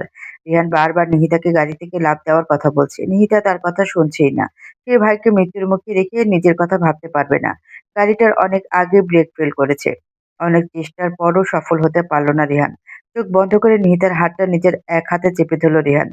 এ অবস্থায় দাঁড়িয়েও বোনকে বোঝাচ্ছে, "ভয় পাস না, তোর বউ আছে তো।" মিনিট ৫ সময়ের মধ্যে গাড়িটা গিয়ে একটা খাদে পড়ে গেল। গাড়িটায় আগুন ধরে গেল। কয়েক মিনিটের মাঝখানে শব্দ করে ব্লাস্ট হয়ে গেল গাড়িটা। নিশা প্রায় ঘন্টা খানেক ধরে নিহিতার জন্য রেস্টুরেন্টে অপেক্ষা করছে। সে নিহিতার মুখ থেকে সব শুনতে চায়। হ্যাঁ, সে শিফা চৌধুরী, মারুফ সাহেব আর ইনার কথায় ভড়কে গিয়েছিল। তাছাড়া সে নিজের কানে শুনেছে নিহিতা তার মাকে বলছে তিনি নিহিতাকে পয়জন দিয়েছেন। এটা সে মানতে পারেনি। নিহিতাও তাকে কিংবা তার মাকে সরি বলেছে। কিন্তু এখন ঠান্ডা মাথায় ভাবনা চিন্তা করে মনে হচ্ছে নিহিতা এটা করতেই পারে না। হয়তো তার পরিবার নিহিতার বিশ্বাস অর্জন করতে ব্যর্থ, কিন্তু সে নিজেই দেখেছে নিহিতা রিদিতা, রাইমা আর নিদ্রাকে কিভাবে ট্রিট করে। তাছাড়া সে তো নিহিতাকে ভালোবাসে। তাহলে কিভাবে পারলো নিহিতার সাথে এত বাজে আচরণ করতে? সত্য মিথ্যা যাচাই না করে এমন আচরণ করা তার ঠিক হয়নি। কথাগুলো ভাবতে ভাবতে নিজের মাথার চুল টেনে ধরল নিশান। সে অপেক্ষা করবে এখানে নিহিতার জন্য। কিন্তু এত কিছুর পর নিহিতা কি আদৌ আসবে? নির্জার নিজেকে ঘরবন্দি করে নিয়েছে। এত মানসিক চাপ আর নিতে পারছে না সে। রাবেয়া সময় সময় রুমে খাবার দিয়ে যায়। দম বন্ধ লাগছে তার। তার কানে হেডফোন গুঁজে রাখা। তার ফোনে সবসময় রেকর্ড অপশন চালু করা থাকে। কিয়ানের সাথে যখন কথা বলতো সব ওই ফোনে রেকর্ড হয়ে গেছে। একটা মানুষ কিভাবে এত নিখুঁত অভিনয় করতে পারে? চোখ থেকে জল গড়িয়ে পড়ল তার। সেই রেকর্ডিং গুলো ডিলিট করতে চেয়েও পারছে না। এদিকে দিদিতা হসপিটালে কি হচ্ছে না হচ্ছে কিছুই জানে না সে। সবকিছুর পর নিজেকে পাগল পাগল মনে হচ্ছে তার। অবশেষে নিজেকে একটু শান্ত করে নিল। নিজেকে বোঝালো কিয়ানের জন্য মিথ্যা মায়া বাড়িয়ে কোনো লাভ নেই। সে মানুষটা কখনোই তাকে পছন্দ করেনি। সে তো ছিল শুধু একটা হাতের পুতুল। ফোন হাতে নিয়ে সব রেকর্ডিং ডিলিট করে দিল সে। কিয়ানের সাথে তার কিছু ছবিও ছিল, সব ডিলিট করে দিল। ডিলিট করতে গিয়ে শব্দ করে কেঁদে দিল সে। মন ভাঙার কষ্ট যে এতটা প্রখর হবে ভাবতেই পারেনি সে। আরাব চৌধুরীর ঘুমের ওষুধের পাতা থেকে দুটো ট্যাবলেট এনে রেখেছিল সে। সেখান থেকে একটা ওষুধ খেয়ে নিল। তার এখন ঘুমানো দরকার। মাথাটা যন্ত্রণায় ফেটে যাচ্ছে। মিনিট ৫ পর থেকে যাওয়া বাকি একটা ট্যাবলেটও খেয়ে নিল। সে জানে এই দুটো ট্যাবলেট তার তেমন কোনো ক্ষতি হবে না। তবে ঘুমটা গাঢ় হবে। একটু বেশি গাঢ় হবে। সে ঘুমাতে চায়। একটু হলেও শান্তি চায়। এ মরণ যন্ত্রণা থেকে মুক্তি চায়। ধীরে ধীরে চোখের পাতা বন্ধ হয়ে যায় তার। সাথে সাথে চোখের কোণা থেকে গড়িয়ে পড়ল এক ফোঁটা নোনা জল। সময় ঘনিয়ে আসছে। নিদাকে বেঁধে দেওয়ার সময়ের সাথে সাথে মারুফ সাহেবের সময়ও ফুরিয়ে আসছে। এতগুলো টাকা নিয়েছেন তিনি। বিনিময়ে নিহিতা থেকে কিছু পেপারস নিয়ে তাদের হাতে তুলে দেওয়ার সওদা করেছেন। নিহিতার নাম্বারে বারবার কল করছেন তিনি। কিন্তু ফোন সুইচ অফ দেখাচ্ছে। রিয়ানের ফোনেরও একই অবস্থা। ভয়ে কপাল বেয়ে ঘাম ঝরছে। ইনায়া বাবার এত টেনশনের কারণ বুঝতে পারছে না। সব তো সলভ হয়ে গেছে। তাদের প্ল্যানিং মোতাবেক সব এগোচ্ছে। নিশা নিহিতাকে দোষারোপ করছে তাহলে? আব্বু এত টেনশন করছো কেন? সব তো স্বাভাবিকই আছে। তোমার কন্ট্রোলের মধ্যে আছে। তাহলে এত ভয় পাচ্ছ কেন? দেখো আমি ঠিক আছি। আমাকে নিয়ে এত চিন্তা করতে হবে না। এক টুকরো চিপস মুখে দিতে দিতে বলল ইনায়া। মারুফ সাহেব তাকে ধমক দিয়ে উঠলেন। বললেন, একদম চুপ থাকবে। এত কথা কিসের? এত ঘটনা ঘটিয়ে মুখ দিয়ে খাবার যাচ্ছে কিভাবে? চুপচাপ বসে থাকবে তুমি। বাবার ধমকে ইনায়া মুখ ভার করে নিল। বলল, আমার আম্মু সুস্থ থাকলে কি এমন ব্যবহার করতো আমার সাথে? আর তুমি এভাবে ধমকাচ্ছ? একদম নাটক করবে না ইনায়া। তোমার এইসব নাটকে আমি অভ্যস্ত। তোমার মা সুস্থ থাকলে তুমি এতক্ষণে জেলের ১৪ শিকের ভিতরে থাকতে। কথাটা বলে একটা বাসের টিকিট এগিয়ে দিলেন ইনায়ার দিকে। বললেন, কাল সকালে এখান থেকে বেরিয়ে পড়বে তুমি। আমি সাহেবকে বলে দিয়েছি সে তোমাকে পিক করে নেবে। ইনায়া বলল, আমি এখন যাব না আব্বু। এখন যদি আমি নিশানের কাছে থাকি তাহলে হয়তো নিশানের মনে আমার জন্য সফট কর্নার তৈরি হবে। ধীরে ধীরে আমাকে ভালো আপাতত নিশানের ভূত মাথা থেকে নামিয়ে নাও। রিদিতা কিন্তু জ্ঞান হারানোর আগে তোমার দিকে আঙুল তুলেছিল। সেটা কেউ বুঝতে পারেনি বলে বেঁচে গেছো। এখন এখান থেকে কেটে পড়ো। ওই নিহিতা যে কোনো সময় পাশার খেলাটা পাল্টে দিতে পারে। রূঢ় কণ্ঠে বললেন মারুফ সাহেব। ইনায়া আর কিছু বলার মতো খুঁজে পেল না, তবে তার একটু অনুশোচনা হচ্ছে না। এই নিহিতা আর রিদিতার রাইমা সুযোগ পেলেই তাকে দিয়ে মজা করত। অথচ ২ দিন হলো নিহিতা আসছে তার নামে জয়মালা পাঠ করে রাত দিন। কথাগুলো ভাবতে রুম থেকে বেরিয়ে গেল ইনায়া। ইনায়া যেতেই মারুফ সাহেব খাটে বসে পড়লেন। একদিকে নিহিতার সাথে যোগাযোগ করতে পারছে না, অপরদিকে শিফা চৌধুরী তাকে ফোন করে পাগল করে দিচ্ছেন। কিন্তু সে নিজেই তো বসের সাথে কোনো যোগাযোগ করতে পারছে না। তারা দুইজনেই উধাও। মালগুলো এখন ডেলিভারি করতে হবে, না হলে বিরাট লসের সম্মুখীন হতে হবে তাদের। নিশান আরো ঘন্টা দুয়েক নিহিতার জন্য অপেক্ষা করলো। তারপর নিবিড়ের কল পেয়ে একটা রিক্সা নিয়ে হসপিটালের দিকে ছুটল। দিদি তার জ্ঞান ফিরে এসেছে অনেক আগে, কিন্তু সে কোনো রেসপন্স করছে না। তার মাথার পেছন দিকে আঘাত লাগায় মস্তিষ্কের বেশ কিছু অংশ ক্ষতিগ্রস্ত হয়েছে। কেউ কিছু বললে ফ্যাল করে তাকিয়ে থাকছে। হাত পাও খুব একটা নাড়াচাড়া করছে না। ডাক্তার তার আরও কিছু টেস্ট করেছেন, রিপোর্টগুলো এসে গেছে। শামীম চৌধুরী আর নিবিড় ডাক্তারের সাথে কথা বলছেন। রিদি তার উন্নত চিকিৎসার জন্য তাকে দেশের বাইরে নিয়ে যাওয়ার মনস্থির করে নিয়েছেন শামীম চৌধুরী। তবে সব কাগজপত্র ঠিকঠাক করতে হয়তো প্রায় মাসখানেক সময় লাগবে, কিংবা কিছুটা কম সময়ও লাগতে পারে। লি অনেকক্ষণ যাবৎ নিবিড়ের ফোনে কল করছে, কিন্তু নিবিড় কল রিসিভ করছে না। নিশানীকেও কয়েকবার ট্রাই করেছে, কিন্তু কেউ কল রিসিভ করছে না। অবশেষে নিবিড় কল রিসিভ করলো। কল রিসিভ হতেই ওপাশ থেকে শোনা গেল লিয়ার আতঙ্কিত কণ্ঠস্বর। নিবিড় নিদ্রা সকাল থেকে দরজা খুলছে না। এতক্ষণ ধরে এত ডাকাডাকি করলাম, দরজা ধাক্কালাম, খুলছেই না। প্লিজ তোমরা কেউ তাড়াতাড়ি আসো, আমার কেমন যেন ভয় করছে। নিবিড় দাঁড়ানো তড়িঘড়ি করে বলল, হিলালকে ডেকে দরজা ভেঙে ফেলার ব্যবস্থা করো, আমি আসছি। কথাটা বলে ফোন কেটে দিল নিবিড়। প্যাকেটে হাত দিয়ে গাড়ির চাবি খুঁজলো। না পেয়ে নিশানের দিকে ছুটলো। একটা বিজনেস মিটিং এর জন্য কাল রাতে রাদীপ চৌধুরী আর শামীম চৌধুরী বিজনেসের জন্য চট্টগ্রাম গিয়েছেন। শালিনী চৌধুরীকে রিদিতার পাশ থেকে সরানো যাচ্ছে না। আবার তিনি অসুস্থ হয়ে যাচ্ছেন। তার দেখাশোনার জন্য শিফা চৌধুরী আর রাইমা পালাক্রমে হসপিটালে থাকছেন। সেও সারা রাত হসপিটালে ছিল। নিশান অবশ্যই একটু আগে এসেছে। সারা রাত কোথায় ছিল এটাও কাউকে বলেনি। নির্জার কথাটা কাকে বলবে বুঝতে পারছে না। সবাই রিদিতাকে এতটাই টেনশনে আছে যে নির্জার কথাটা সবার মাথা থেকে প্রায় বেরিয়ে গেছে। প্রায় আধা ঘন্টা পর চৌধুরী নিবাসে হন্তদন্ত হয়ে ঢুকলো নিবিড় আর নিশান। নির্জা তখন লিয়ার কাঁধে মাথা দিয়ে আছে। চোখ টেনে খুলতে পারছে না সে। তখনই রাবেয়া একটা গ্লাসে পাকা তেঁতুল পানি নিয়ে চটকিয়ে রস বের করে অনেকখানি নিয়ে এলো। তার পিছু পিছু আরাব চৌধুরী ঢুকলেন। তিনি লিয়াকে উদ্দেশ্য করে বললেন, তাড়াতাড়ি করে নির্জাকে তেঁতুলটা খাইয়ে নাতবো, ওষুধের প্রভাব কেটে যাবে। নিবিড় আতঙ্কিত হয়ে জিজ্ঞেস করলো, ও কি খেয়েছে লিয়া? এমন করছে কেন? লিয়া নির্জাকে তেঁতুলটা খাওয়াতে খাওয়াতে বলল, ঘুমের ওষুধ খেয়েছে। নিশা নির্জার কাছে এসে লিয়াকে সরিয়ে দিতে চাইলো, বলল, তাহলে এতক্ষণ ধরে বাড়িতে বসে আছো কেন তুমি ভাবি? ওকে হসপিটালে নিয়ে যেতে হবে। নির্জা কোনো মতো চোখের পাতা খুলে বলল, মাত্র 2টা ওষুধ খেয়েছি ভাইয়া, এতটুকু ওষুধের প্রভাবে কেউ মরে যায় না। আরাব চৌধুরী বললেন, ওর চোখ মুখ ভালো করে মুছে দাও নাতবু, আর কিছু খেতে চাইলে খাইয়ে দাও, তারপর ঘুমালে ঘুমাক। নিবিড় আর নিশান যেন স্বস্তির নিঃশ্বাস ফেলল। একটু হলেই তাদের দম বন্ধ হয়ে আসছিল। এক বোন হসপিটালের বেডে শুয়ে আছে, আর এখন আরেক বোন সুইসাইড করার চেষ্টা করেছে, ভাবতেই চাইছে না নিশান। নির্জার দিকে তাকিয়ে নিজের রুমের দিকে চলে গেল সে। নিবিড় তখনও সেখানে দাঁড়িয়ে আছে। তাকে চিন্তিত দেখে লিয়া বলল, এত চিন্তার কিছু নেই নিবিড়, দরজাটা নির্জয় খুলে দিয়েছে। তুমি ফ্রেশ হয়ে নাও, আমি রাবেয়াকে বলছি তোমাকে কিছু খেতে দিতে। খেয়ে একটু রেস্ট নাও, কাল সারা রাত হসপিটালে ছিলে। নিবিড় রুম থেকে বেরিয়ে এলে লিয়া নির্জার শরীর মুছে দিল। তখন রাবেয়া এক বাটি স্যুপ নিয়ে আসলে লিয়া তাকে সেটা খাইয়ে দিল। নিশান ক্রমাগত নিহিতাকে কল করে যাচ্ছে। প্রতিবারই ফোন সুইচ অফ দেখাচ্ছে। নিশান হতাশ হয়ে হাতের ফোনটা রেখে দিল। বিড়বিড় করে বলল, তুমি কোথায় গায়েব হয়ে গেলে নিহিতা? কাল থেকে এত চেষ্টা করেও তোমার সাথে যোগাযোগ করতে পারছি না। তাহলে কি মায়ের কথাই ঠিক? তুমি সত্যিই দোষী? এই জন্যই পালিয়ে বেড়াচ্ছ? তোমার সাথে কথা বলাটা যে খুবই গুরুত্বপূর্ণ। তখনই নিশানের ফোনে শামীম চৌধুরীর কল এলো। নিশান কল রিসিভ করে তার কথাটা জানিয়ে দিল। দিদি তার বর্তমান অবস্থার কথা জানিয়ে দিল তাকে। রাদীপ চৌধুরী আর শামীম চৌধুরী আজ রাতের ফ্লাইটে আবার ঢাকা ব্যাক করবেন তারা। চট্টগ্রামের মিটিংটা দুপুরের দিকে শেষ হয়ে যাবে। নিশান আরো একবার নিহিতার নাম্বারে কল করে দিল। তারপর বেরিয়ে গেল রুম থেকে। উদ্দেশ্য হসপিটালে যাওয়া। কখন কি দরকার লাগে বলা তো যায় না। সে ঠিক করে নিল নির্জার কথাটা কাউকে জানাবে না। শুধু আর সবাইকে টেনশনের মধ্যে রাখতে চায় না সে। রাত ৮টা। নিদ্রা ধীর পায়ে সিঁড়ি বেয়ে নিচে নেমে এলো। তখন সোফায় আরাব চৌধুরী আর নিবিড় বসেছিল।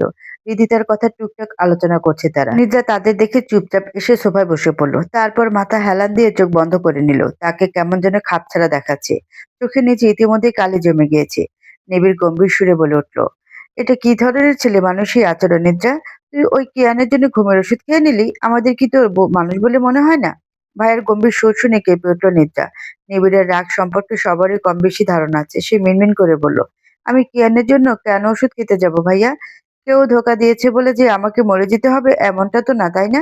তাছাড়া কিয়ান আমাকে ডিজার্ভই করে না। আরব চৌধুরী বললেন, তাহলে এমন ছেলে মানুষই করার মানে কি নিদ্রা? তুমি জানো তুমি কতটা টেনশনে ফেলে দিয়েছিলে আমাদের। তাও ভালো তোমার বাপ চাচা আর মা জানে না। এমনিতেও ওরা রিধিতাকে নিয়ে টেনশনে আছে। আমার সত্যি অন্য কোনো ইন্টেনশন ছিল না দাদাজান। ঘুম আসছিল না, প্রচন্ড মাথা ব্যথা করছিল, তাই বলল নিদ্রিতা। তাহলে দাদাজানের ওষুধ কেন খেতে হবে তোমায়? খেয়েছো যখন একটা ট্যাবলেট খেতে, দুটো কেন খেতে হবে? বলল নিবিড়। সরি ভাইয়া, ছোট্ট করে জবাব দিল নিদ্রা। তখনই লিয়া টিফিন বক্স নিয়ে এলো। এখানে শালিনী চৌধুরীদের খাবার দিয়ে দিয়েছে সে। নিবিড় নিদ্রার দিকে কঠোর দৃষ্টি নিক্ষেপ করে লিয়ার দিকে তাকালো। বলল, আজ থেকে নিদ্রা তোমার সাথে রাতে ঘুমাবে। ওর খেয়াল রেখো, আবার যেন কোনো উল্টাপাল্টা কোনো কিছু না করে। লিয়া সম্মতি জানালো। আরাব চৌধুরী নিবিড়কে জিজ্ঞেস করলেন, নিহিতা কোথায় কিছু জানিস নিবিড়? সেদিনের পর থেকে আর দেখা যায়নি। নিদ্রা তড়িঘড়ি করে জিজ্ঞেস করলো। দেখা যায়নি মানে? কোথায় নিহিতা? জানি না কোথায়। তবে ওর অনুপস্থিতি নিশানের মনে সন্দেহের দানা বুনছে। নিহান আঙ্কেলকে তো প্রায় কিছুদিন ধরেই দেখা যাচ্ছে না। এখন আবার সেদিনের পর থেকে নিহিতাকেও দেখিনি একবারও। ওর ভাই রিহানও গায়ে। পুরো বাড়িতেই খালি দাদাজান। এত এত গার্ডস মেয়ের সবই যেন রাতারাতি উধাও হয়ে গেছে। কি? খানিকটা চিৎকার করে উঠল নিদ্রা। বলল, নিহিতারা চলে গেছে মানে কি? ও কেন চলে যাবে? আর নিশান ভাই নিহিতাকে সন্দেহ করছে মানেটা কি? লিয়া হসপিটালে ঘটে যাওয়া সব নিদ্রাকে খুলে বলল। সব শুনে নিদ্রা হতভম্ব হয়ে গেল। বলল, ছোট আম্মু না হয় রিদিতার শোকে আবুল তাবুল বকছেন। তাই বলে তোমরা সবাই? নিহিতা এটা কোনোভাবেই করতে পারে না দাদাজান। আম্মুর কি মাথা খারাপ হয়ে গেল নাকি? আর নিশান ভাইয়ের অন্তত পক্ষে নিহিতার উপর ট্রাস্ট করা উচিত ছিল। নিবিড় নিরস কণ্ঠে বলল, জানি না ভবিষ্যতে কি হবে, তবে এতটুকু বলতে পারি সব শুরুর আগেই শেষ হয়ে গেছে। হসপিটালে নিহিতার চাহনিটাও অনেক ভয়ঙ্কর ছিল। আর যাই হোক, নিশান কাজটা ভালো করেনি। কথাটা বলে নিবিড় দাঁড়িয়ে গেল। লিয়ার দেওয়া টিফিন বক্সটা হাতে নিয়ে বাড়ি থেকে বেরিয়ে গেল সে। পিছনে রেখে গেল কিছু ভঙ্গুর মুখশ্রী। এটা কি ধরনের কথা বাবা? আপনি আমাদের সাথে ইংল্যান্ডে যাবেন না? কিছুটা জোরে কথাটা বলে উঠলেন শিবা চৌধুরী। শিবা চৌধুরীর কথায় খুব একটা ভাবাবেগ প্রকাশ করলেন না আরাব চৌধুরী। তিনি ভাবলেশীনভাবে চায়ের কাপে চুমুক দিলেন। এটা কি ধরনের ছেলে মানুষই শুরু করেছেন বাবা? ভিসা এসে গেছে পরশু ফ্লাইট। আর এই সময় এসে বলছেন আপনি যাবেন না? কিছুটা বিরক্তির সুরে বললেন রাফি চৌধুরী। আরাব চৌধুরী বললেন, ভিসা এসে গেছে তো আমি কি করব? অ্যাপ্লাইয়ের আগে আমাকে জিজ্ঞেস করেছিলে? বাবা আমি ভেবেছিলাম। রাদীপ চৌধুরীর কথা না শুনে আরাব চৌধুরী বলে উঠলেন, তুমি বা তোমরা কি ভেবেছো সেটা আমার দেখার বিষয় না। শামীম না হয় নিজের মেয়ের ট্রিটমেন্টের জন্য ইংল্যান্ডে চলে গেছে। তোমরা সবাই কেন শিফট হচ্ছ? এখানে সব বিজনেস গুটিয়ে নিলে বাদ বাকি সব মারুফকে বুঝিয়ে দিলে। আমার থেকে অনুমতি নিয়েছিলে? রাদীপ চৌধুরী বললেন, বাবা আপনি ভালো করেই জানেন 2 মাস আগে কি ঘটেছিল। আমাদের শপিং মলটা কেউ বোমা দিয়ে উড়িয়ে দিয়েছে। কতটা লস হয়েছে জানেন? কতগুলো মানুষ মারা গেছে। কথাগুলো ভাবতেই শরীর কাঁটা দিয়ে উঠছে। এতগুলো মানুষের আর্তনাদ, কান্না, রক্ত, এসবের পর আর এখানে থাকাটা সেফ মনে হচ্ছে না। শিফা চৌধুরী বললেন, হ্যাঁ সেটাই তো। একবার হামলা হয়েছে, দ্বিতীয়বার হামলা হতে কতক্ষণ? যদি আমাদের ফ্যামিলিকে টার্গেট করে তাহলে? তোমরা যা খুশি বলতে পারো। আমি কোথাও যাচ্ছি না। মরলে এখানে মরবো। তাছাড়া আমি নিশ্চিত নিহিত অবশ্যই ফিরবে। ফিরে এসে যদি আমাকে না পায় এখানে, তাহলে মেয়েটা হয়তো কষ্ট পাবে। তাছাড়া তোমরা ইতিমধ্যে অনেক ভুল করে ফেলেছো। আমি এবার নিজের ভুল শোধরাতে চাইছি। এবার কিছুটা ক্ষেপে গেলেন শিবা চৌধুরী। বললেন, কিসের ভুল বাবা? আপনাদের কাছে দেখছি ওই 2 দিনের মেয়েই সব। হৃদিতা কিংবা আপনার বাকি নাতি নাতনিরা কিছুই না। একই ভুল বারবার করছো তোমরা। দেখিয়ে নিও, একদিন এর কড়া মূল্য পরিশোধ করতে হবে তোমাদের। কথাটা বলে উঠে দাঁড়ালেন আরাব চৌধুরী। সিঁড়ির কাছে গিয়ে নিশানের মুখোমুখি হলেন তিনি। নিশানকে দেখে হালকা হাসলেন তিনি। তার কাঁধে হাত রেখে বললেন, সবচেয়ে বেশি মূল্য তোমাকেই চুকাতে হবে দাদু ভাই। তুমি না নিহিতাকে ভালোবাসতে? নিশান আরাব চৌধুরীর কথায় কিছুই বলল না। চুপচাপ দাঁড়িয়ে রইল। আরাব চৌধুরী সিঁড়ি বেয়ে উপরে চলে গেলেন। নিশান চুপচাপ রইল। ইদানিং এটাই করে আসছে সে। কারো কথাই তেমন একটা জবাব দেয় না। সেই হাসিখুশি নিশান যেন কোথায় হারিয়ে গিয়েছে। শিফা চৌধুরী বলেন, ভুল না চাই, নিহিতা যদি এতই ধোয়া তুলসী পাতা হবে তাহলে রাতারাতি ফ্যামিলি নিয়ে এমন উধাও হয়ে গেল কেন? রাদীপ চৌধুরীও আর কিছু বলল না। নিহিতার এভাবে চলে যাওয়াটা ভালো চোখে দেখছেন না তিনিও। কিন্তু আলাপ চৌধুরী নিহিতাকে কোন যুক্তিতে ইনোসেন্ট ভাবছেন সেটাই বুঝতে পারছেন না তিনি। নিশান এসে সোফায় বসতে উঠে দাঁড়ালো নিদ্রা। গত 2 মাস ধরে সে নিশানকে ভালোই এড়িয়ে চলছে। শুধু নিশানকে না, বাড়ির সবাইকে এড়িয়ে চলছে সে। শুধুমাত্র আলাপ চৌধুরীর সাথে ঠিকঠাক কথা বলছে সে। নিদ্রা উঠে সদর দরজার দিকে এগিয়ে গেল। তারপর রাদীপ চৌধুরীর দিকে তাকিয়ে বলল, আমি সিলেটে ট্যুরে যাচ্ছি আব্বু, ফিরতে হয়তো প্রায় 15 দিনের মতো লাগবে, হয়তো তোমাদের এয়ারপোর্টে সি অফ করতে পারবো না, আসছি। নিদ্রার কথায় হতবাক হয়ে গেলেন রাদীপ চৌধুরী, শিফা চৌধুরী আর নিশান। রাদীপ চৌধুরী বললেন, পরশু তোমার ফ্লাইট নিদ্রা, আর তুমি এসব? আমার নয় আব্বু, পরশু তোমাদের ফ্লাইট। আমি কি কখনো বলেছি যে আমি তোমাদের সাথে যাব? এবার কিন্তু বাড়াবাড়ি হয়ে যাচ্ছে নিদ্রা, রেগে চিৎকার করে উঠলেন শিফা চৌধুরী। নিদ্রা ভাবলেশীনভাবে বলে উঠল, বাড়াবাড়ির এখনো কিছুই দেখোনি আম্মু। যাকগে, আমি কথা বাড়াতে চাই না, আর না তো তোমাদের সাথে ঝগড়া করতে চাইছি। নিদ্রার এমন জবাবে হতভম্ব হয়ে গেলেন শিফা চৌধুরী। এর আগে কখনোই নিদ্রা কারোর সাথে এমন আচরণ করেননি। নিদ্রা বেরিয়ে গেল সদর দরজা দিয়ে। গাড়িতে ইতিমধ্যেই তার লাগেজ নিয়ে রেখেছে হেলাল। নিদ্রার পিছু পিছু রাদীপ চৌধুরী আর নিশান এলো। তাকে পিছু ডাকলো তারা। বেয়াদবির একটা লিমিট আছে নিদ্রা, তুই সেটা পার করে যাচ্ছিস। চুপচাপ ভিতরে চলে যা, তুই আমাদের সাথে যাচ্ছিস। নিদ্রা পিছু ফিরে নিশানের দিকে তাকালো, কঠোরভাবে বলল, তুই আমার সাথে এইভাবে কথা বলার কে? নিজের পথ দেখ। আমাকে আটকানোর চেষ্টা করলে আজ কেয়ামত ঘটিয়ে দিব চৌধুরী নিবাসে, কথাটা মনে রাখিস। নিদ্রা গাড়িতে বসে পড়ল। উদ্দেশ্য রেল স্টেশন যাবে, তারপর সেখান থেকে সিলেট। তার একটু মুক্ত বাতাসের দরকার। এত মানসিক চাপ আর ভালো লাগছে না। সাথে তার 2টো ফ্রেন্ডও যাচ্ছে। নিদ্রা গাড়িতে উঠে গেলে তাকে বাধা দিতে চাইলেন রাদীপ চৌধুরী। তাকে থামিয়ে দিলেন শিফা চৌধুরী। বললেন, ছেড়ে দাও রাদীপ, ওকে যেতে দাও। খুব শীঘ্রই বুঝতে পারবে জীবন কতটা কঠিন। এত যে লাফালাফি করছে, দেখা যাক কতদিন থাকে এইসব। দেখবে মাসখানেক যাওয়ার আগে বাস্তবতা বুঝতে পারবে, ফিরবে তো সেই আমাদের কাছেই। নিদ্রা চলে গেল। তারা শুধু দাঁড়িয়ে দাঁড়িয়ে দেখল। তখনই রাদীপ চৌধুরীর ফোন বেজে উঠল। নিবিড় কল করেছে। তারা আজ সকালে লিয়াদের বাড়িতে গিয়েছে। যেহেতু পরশু চলে যাবে, তাই বিদায় নিতে গিয়েছে। নিবিড় জানিয়ে দিল আজ তারা ফিরবে না, কাল ফিরবে। লিয়ার বাবা মা তাদের আজ আসতে দিচ্ছেন না। রাদীপ চৌধুরী কথাটা জানাতেই বৃতৃষ্ণায় চোখ মুখ কুঁচকে নিলেন শিফা চৌধুরী। লিয়াকে তিনি পছন্দ করেন না। মাঝখানে চলে যাওয়ার জন্য খুশি হয়েছিলেন, কিন্তু কিছুই করার নেই। নিবিড় বউ ভক্ত ছেলে, তাই কিছু বলতে পারছে না। তাছাড়া নিবিড়কে হাবিজাবি বোঝানোও যায় না। চাচা যান, আপামনি যে লিস্টটা দিয়েছিল সেটা থেকে কিছু বাদ পড়ে যায়নি তো? সব তো নিলামই, কিছু বাকি আছে কি না বুঝতে পারছি না। আরে পেয়ারাটাই তো নেওয়া হয়নি।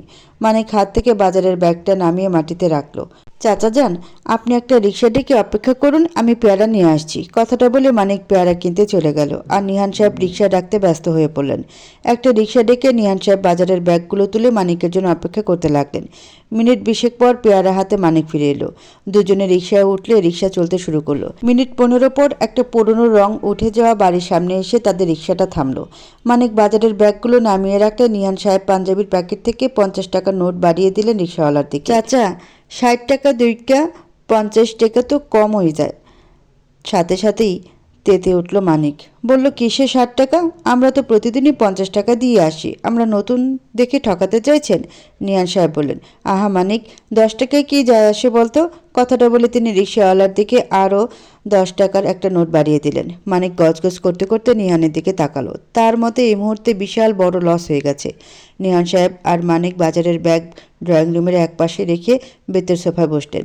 গরমে ঘেমে একাকার হয়ে গেছেন নিহান সাহেব। মাথার উপরে ঘ্যাটর ঘ্যাটর শব্দ করে ফ্যান ঘুরছে, মনে হচ্ছে গায়ে বাতাস লাগছেই না। তখনই নিহিতা 2 হাতে 2টো গ্লাস নিয়ে রান্নাঘর থেকে বেরিয়ে এলো। তাদের দিকে গ্লাস 2টো এগিয়ে দিয়ে বলল, আব্বু, লেবুর শরবত খেয়ে নাও, ভালো লাগবে। মানিক শরবতের চুমুক দিতে দিতে বলল, আর বলো আপামনি, বাজারে সব কিছুর যে দাম, আমরা নতুন দেখি সবাই শুধু ঠকাতেই চায়। তুমি ভালো করে দেখো কিছু বাদ পড়েছে কিনা। নিহিতা বাজারের ব্যাগ নিয়ে রান্নাঘরের দিকে চলে গেল। তারা 1 সপ্তাহ হবে এই পুরনো বাড়িটায় উঠেছে। নিহান সাহেব কোথা থেকে যেন একজোটা কাজের লোক রেখেছেন, তিনি 2 দিন হলো আসছেন। এখন তাকেই কল করবে নিহিতা, মাছ মাংসগুলো কেটে দিয়ে যাবেন তিনি। মানিক রুমে গিয়ে দরজা বন্ধ করে দিল। তারপর একটা নাম্বারে কল করলো। রিসিভ হলে শোনা গেল মারুফ সাহেবের গলার সুর। তিনি জিজ্ঞেস করলেন, কী রে, ওইদিকের কি খবর? বুঝতে পারছি না স্যার, আসলে হচ্ছেটা কি? এরা এত বিলাসবহুল জীবন ছেড়ে এখন মিডল ক্লাস লাইফস্টাইল ফলো করছে, বলল মানিক। মারুফ সাহেব জিজ্ঞেস করলেন, নিহিতার কী অবস্থা? জানি না স্যার, কেমন আজব ব্যবহার করছেন। সত্যিই মনে হচ্ছে স্মৃতিশক্তি হারিয়ে ফেলেছেন। আর ওনার ভাই রেহানও মনে হয় আর বেঁচে নেই, উত্তর দিল মানিক। মারুফ সাহেব বললেন, তুই ভালো করে লক্ষ্য রাখবি ওদের বাবা মেয়ের উপর, আর সময় সময় ইনফর্ম করবি আমাকে। কথাটা বলে কল কেটে দিলেন মারুফ সাহেব। মারুফ সাহেব আলফা থেকে আরও একটা সুযোগ পেয়েছেন, আর এই সুযোগ হাতছাড়া করলে তার মৃত্যু নিশ্চিত। তবে সেদিন নিহিতের অ্যাক্সিডেন্ট কে করালো সেটাও বুঝতে পারছেন না তিনি। তবে খুব শীঘ্রই বিষয়টা খুঁজে বের করবেন তিনি। তবে অ্যাক্সিডেন্টটা যে শিফা চৌধুরী করেননি এটা শিওর। তাদের গ্যাংয়ে সব মিসিং হয়ে যাওয়ার ভয়ে দেশ ছাড়ছেন শিফা চৌধুরী। কথাটা ভাবতেই হাসি পাচ্ছে তার। ওই অ্যাক্সিডেন্টের আগে নিহিতার গাড়িটা ফলো করছিলেন তিনি, কিন্তু হঠাৎ করে এসেই যে ওই ট্রাক দুটো খেলা পাল্টে দেবে কে জানতো। মাঝখান থেকে বোমা হামলা, পুরো শপিং মলটাই ধ্বংস হয়ে গেল, ঝরে গেল অনেকগুলো প্রাণ। ওই অ্যাক্সিডেন্টের পুরো বিষয়টা ধামাচাপা দিয়ে দেওয়া হলো। কে বা কারা করেছে সেটা জানতে পারেননি তিনি। ফাঁকা রাস্তা হওয়ায় কোনো আই উইটনেসও ছিল না। তবে ঘটনাস্থলে অনেক খোঁজাখুঁজির পরও নিহিতা কিংবা রেহানের কোনো খোঁজও পাওয়া যায়নি, এমনকি লাশও না। তবে মানিক সবসময় তাদের সাথে থাকায় নিহিতার খোঁজ তিনি পেয়েছেন। নিহিতা নাকি প্রায় মাসখানেক হসপিটাল ছিল। রেহানের কোনো হদিস নেই। তবে এত বড় অ্যাক্সিডেন্টের পর নিহিতা যে বেঁচে আছে এটাই অনেক। ওর স্মৃতি হারানোটা স্বাভাবিক ব্যাপার মনে হচ্ছে তার কাছে। তবে বিশ্বাস নেই কখন কি ঘটে যায়। তবে তিনি ডাক্তার জেমসের সাথে কথা বলছেন। তাকে নিহান সাহেব অস্ট্রেলিয়া পাঠিয়ে দিয়েছেন, কিন্তু সময় সময় নিহিতার রিপোর্টগুলো তার কাছেই পাঠাচ্ছেন তিনি। তাই খুব সহজে নিহিতার বর্তমান শারীরিক কন্ডিশন সম্পর্কে জানতে পারছেন তিনি। তবে বলতেই হয়, নিহান আফরোজ আসলে বুদ্ধিমান একজন মানুষ। তিনি ভালো করেই জানেন আলফার সদস্যের চোখ ফাঁকি দিয়ে কিছুতে নিহিতাকে নিয়ে অস্ট্রেলিয়া যেতে পারবেন না তিনি। রিস্ক একটু বেশি হয়ে যায়। তাই তিনি সকলের চোখে ধুলো দিয়ে সিলেটের স্বাভাবিক লাইফস্টাইল বেছে নিয়েছেন। রিংটনের শব্দে ভাবনা থেকে বেরিয়ে এলেন তিনি। ফোন হাতে নিয়ে দেখলেন ইনায়ার নামটা জ্বলজ্বল করছে। ফোনটা আবারও রেখে দিলেন তিনি। ইনায়ার প্রতি সত্যিই বিরক্ত তিনি। এখন কল ধরলে নিশানের জন্য কান্নাকাটি জড়িয়ে দেবে। নিশান বাইরে চলে যাচ্ছে বলে হাইহোতা শুরু করে দিবে। এই মুহূর্তে এইসব শুনতে ইচ্ছুক নন তিনি। আরাব চৌধুরী ছাদে দাঁড়িয়ে আছেন। তার চোখ অশ্রুসিক্ত। চৌধুরী নিবাস থেকে ধীরে ধীরে বেরিয়ে যাচ্ছে একটা গাড়ি। গাড়িতে রাদীপ চৌধুরী, শিফা চৌধুরী, নিবিড়, লিয়া আর নিশান। ঘণ্টা দুয়েক পর তাদের ফ্লাইট। রাদীপ চৌধুরী আরাব চৌধুরীকে মানানোর অনেক চেষ্টাই করেছেন, কিন্তু আরাব চৌধুরীর এক কথা, তিনি নিজের দেশ ছেড়ে কোথায় যাবেন না। তাছাড়া তিনি কারোর জন্য অপেক্ষা করছেন। তার বিশ্বাস নিহিতা কোনো ভুল করেনি, করতেই পারে না। নিহিতা ফিরে যদি তাকে এখানে না পায় তাহলে ভাববে ২৭ বছর আগের মতোই নানু ভাই তাকে আবারও পর করে দিয়েছে। তিনি বাড়ির গেটের দিকে তাকিয়ে আছে এক দৃষ্টিতে। যতদূর পর্যন্ত গাড়িটা দেখা যায় বিড়বিড় করে বললেন, আমি জানি শিফা, তুমি রাদীপকে ইনসিস্ট করেছো দেশ ছাড়তে, অথচ আমি ভেবেছিলাম তুমি সারা জীবন এই বাড়িটা আগলে রাখবে। আমি জানি না রিদিতার সাথে ঠিক কী ঘটেছিল। এটাও জানি না আমাদের শপিং মলে কেন বোমা হামলা হলো, কে বা কারা এত বড় অঘটন ঘটালো। কিন্তু এটা জানি তোমরা আজ সব শেষ করে দিলে। আমার তোমাদের প্রতি আর কোনো আশা বা ভরসা নেই। তখনই পেছন থেকে রাবেয়া বলে উঠল, দাদা যান, নিচে চলেন, সবাই তো চলে গেছে। নিদ্রা সম্পর্কে কিছু জানতে পারলে, জিজ্ঞেস করলেন আরাব চৌধুরী। রাবেয়া বলল, জানি না, তাই আফায় ফোন বন্ধ করে রাখছে। বড় আম্মাই তো কিছুক্ষণ আগেও চাইছে এটা নিয়ে। আরাব চৌধুরী আর কিছু বললেন না, ধীর গতিতে ছাদ থেকে নেমে পড়লেন। তবে খুব সন্তর্পণে নিজের চোখের জল মুছে নিলেন তিনি।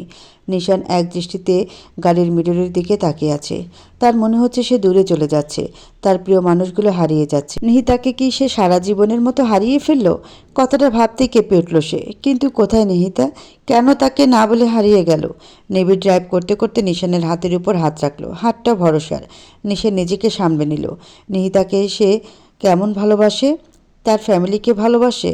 কয়েকদিনের ভালোবাসার জন্য এতগুলো বছরের ভালোবাসাকে সে উপেক্ষা করতে পারবে না। নিহিতা হুট করে একদিন তার জীবনে রংধনুর মতো এসেছিল, আবার মিলিয়েও গেছে। তাই বলে কি তার জীবন থেমে থাকবে? কখনোই না। সেও ভালো থাকবে। কথাগুলো ভাবতে ভাবতে নিজেকে সান্ত্বনা দিল নিশান। নিহান সাহেব মাহিনকে স্থানীয় একটা মাধ্যমিক স্কুলে ভর্তি করাতে নিয়ে গেছেন। নিহিতা বাড়িতে এই মুহূর্তে একেবারে একা। নিহিতা নিজের রুমে গিয়ে আলমারির কাপড়গুলো সরিয়ে আলমারির শেষের থাকের পেছনের দিকটা ঘুরিয়ে নিল। সাথে সাথে একটা সুইচ বেরিয়ে এলো। সুইচটা টিপ দিতেই আলমারির থাকগুলো একপাশে সরে গেল। নিহিতা ভিতরে ঢুকে পড়ল। কয়েকটা সিঁড়ি বেয়ে নিচে নামতে লাগলো। এখানে দুটো রুম রয়েছে, একটা রেস্ট রুম আর একটা ল্যাব।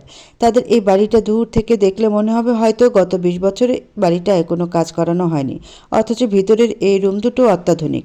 নিহিতা নিচে নামতে নামতে ভাবতে লাগলো, লাগলো সেই দিনের কথা। সে তো ভেবেই বসেছিল ওই অ্যাক্সিডেন্টে বুঝি তাদের জীবনের শেষ দিন। রিহান তাকে বাঁচাতে শেষ মুহূর্ত পর্যন্ত লড়াই করে গেছে। গাড়িটা খাদে পড়ে যাওয়ার আগ মুহূর্তে রিহান ড্রাইভিং সিট থেকে উঠে এসে তার পাশের দরজা খুলে তাকে ধাক্কা দিয়ে ফেলে দিয়েছিল গাড়ি থেকে। তার চোখের সামনে গাড়িটা খাদে পড়ে ব্লাস্ট হয়ে গেল। তার মনে হয়েছিল রেহানকে বুঝি এখানেই হারিয়ে ফেলল। সে কি জবাব দিবে সবাইকে, সোহাকে, যে মেয়েটা তার ভালোবাসার মানুষের জন্য অপেক্ষা করে আছে? যখন সে হাউমাউ করে কাঁদছিল তখন কারো গঙ্গানোর আওয়াজ শুনতে পায়। অনেক কষ্টে সেদিকে এগিয়ে যায় সে। গিয়ে দেখে রক্তাক্ত হয়ে রেহান পড়ে আছে সেখানে। সেই সময়টায় সে অনেক কান্না করেছিল, সাথে অনেক শুকরিয়া আদায় করেছিল আল্লাহ তাআলার কাছে। তখন ঘণ্টা দুয়েক তারা ওখানে ঝোপঝাড়ের আড়ালে ওভাবেই পড়েছিল, অপেক্ষা করছিল সবকিছু শান্ত হওয়ার। সে নিশ্চিত ছিল যে তাদের মারতে চাইছিল সেই ব্যক্তি গাড়ির ব্লাস্ট হয়ে যাওয়াটা নিশ্চয়ই উপভোগ করবে। সে অবশ্যই থাকবে উপরে। তারপর নিহিতা রিহানের ফোন দিয়ে তাদের গার্ডসদের কল করে, তারাই তাদের রেস্কিউ করে নেয়। এই 2 মাস নিহিতা চিকিৎসাধীন ছিল, রেহানও। তবে রিহান আঘাতটা একটু বেশিই পেয়েছে। তাকে সুযোগ বুঝে অস্ট্রেলিয়া নিয়ে যাওয়া হয়েছে, কিন্তু নিহিতাকে নিয়ে যাওয়া হয়নি। সাফওয়ান আফরোজ এই অ্যাক্সিডেন্টটাকে প্লাস পয়েন্ট হিসেবে নিয়েছেন। যদিও নিহিতাকে কিছু মূল্যও চুকাতে হয়েছে। আলফার সদস্যরা ব্লুপ্রিন্ট পায়নি বলে শপিং মলটা উড়িয়ে দিয়েছে, সাথে কেড়ে নিয়েছে কতগুলো নিষ্প্রাণ। এত হাহাকার, কান্না, আর্তনাদ সবই নিহিতা নিউজে দেখেছে। এই অ্যাক্সিডেন্ট, এটা না হলে কিছু না কিছু একটা করতো নিহিতা।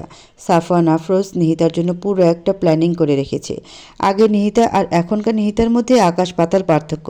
নিজের ড্রেস আপ থেকে শুরু করে সব চেঞ্জ করে নিয়েছে সে। তাকে কিছু ফেক সার্টিফিকেটও বানিয়ে দিয়েছেন সাফওয়ান আফরোজ। নিহিতাকে একটা প্রাইভেট কলেজে লেকচারার হিসেবে ঢুকিয়েও দিয়েছেন। 1 তারিখ থেকে জয়েন করবে সে। কথাগুলো ভাবতে ভাবতেই রুমে ঢুকে গেল নিহিতা। সেখান থেকে একটা ফোন বের করে কল করলো রেহানের নাম্বারে। সাথে সাথে কলটা রিসিভ হয়ে গেল। নিহিতা মুচকে হেসে বলল, বাহ, সাথে সাথেই কল রিসিভ করে নিলে ব্রো। মনে হচ্ছে আমার কলের অপেক্ষা করছিলে। বেশি না বকে ওই দিকের কী অবস্থা বল, সব ঠিকঠাক? জিজ্ঞেস করলো রেহান। নিহিতা বলল, সবই তো ঠিক আছে। কেউ হয়তো জানে না আমি কোথায়, তবে ওরা খুব শীঘ্রই খুঁজে বের করবে আমাদের। চোখ কান খোলা রাখবি, কাউকে ভরসা করবি না, আর না তো কারো উপর দুর্বল হবি। অনেকটা আদেশের সুরে কথাটা বলল রেহান। নিহিতা বলল, তুমি অনেকটা বড়দের মতো করে কথা বলছো ব্রো, অনেকটা পাপার মতো। বড়দের মতোই তো বলবো, কারণ আমি তোর বড় ভাই। আর বুঝতে হবে না আমি কার ছেলে? সাফওয়ান আফরোজ আমার পাপা হয়, বুঝলি? নিহিতা রুহানের কথায় হালকা হাসলো। সে ভালোই বুঝতে পারছে রিহান তার মন ভালো করার চেষ্টা করছে। নিহিতা কিছুক্ষণ চুপ থেকে বলল, সব ঠিকঠাক আছে তো? মাম্মা, রিজা আপু, আয়ান ভাইয়া সবাই?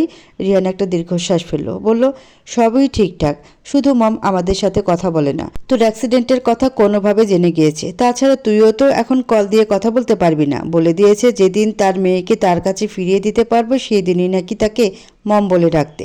রিজা আপু ও আয়ন ভাইয়ের সাথে অনেকটা রাগারাগি করেছিল, কিন্তু এখন ঠিক আছে। আয়ন ভাই এই 2 মাস ধরে আমাদের কেস নিয়েই পড়ে আছে। কিছু জানতে পারলে অ্যাক্সিডেন্ট সম্পর্কে?